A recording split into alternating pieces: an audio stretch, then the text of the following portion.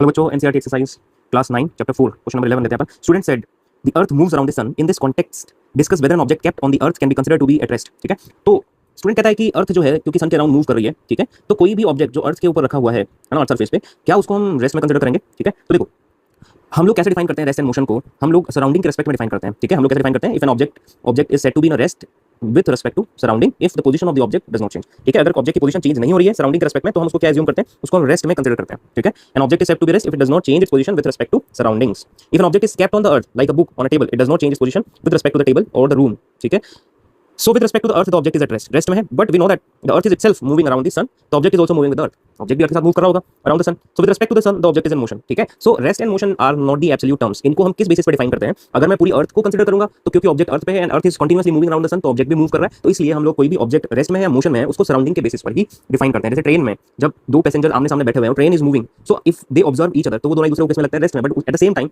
बाहर है अगर ऑब्जर्वर उनको देखने वाला, तो क्योंकि ट्रेन चल रही है, ट्रेन में वो बैठे हुए हैं, तो उसके रिस्पेक्ट में क्या है, वो दोनों मूव कर रहे हैं। ठीक है, तो ये डिपेंड करता है फ्रेम ऑफ रेफरेंस से कि आप कहां से उन चीजों को ऑब्जर्व कर रहे हो। ठीक है, अगर हम स्पेस से ऑब्जेक्ट को ऑब्जर्व करें जो अर्थ के ऊपर है तो वो मोशन में दिखाई देगा। ठीक है, अगर हम उसी जगह पर है तो वो हमें रेस्ट में दिखाई देगा, अगर सराउंडिंग रेस्पेक्ट में उसकी पोजीशन चेंज नहीं हो रही है। वैसे ही जैसे ट्रेन के अंदर था, ट्रेन में दो पैसेंजर आमने सामने बैठे हुए हैं, उन दोनों को एक दूसरे को क्या लगेंगे, रेस्ट में लगेंगे, बट बाहर से कोई ऑब्जर्वर जब उनको देखेगा तो वो उसको मोशन में लगेंगे। एट द सेम टाइम वो दोनों जब उस ऑब्जर्वर को देखेंगे बाहर की तरफ तो वो भी उनको मोशन में दिखाई देगा। करेक्ट, तो ये क्या है, एक रिलेटिव टर्म है। ठीक है, रेस्ट और मोशन जो है ये कोई एब्सोल्यूट डिफाइन नहीं कर सकते अपन इनको, किसके बेसिस पर करेंगे, सराउंडिंग के रेस्पेक्ट में हम इनको डिफाइन करते हैं।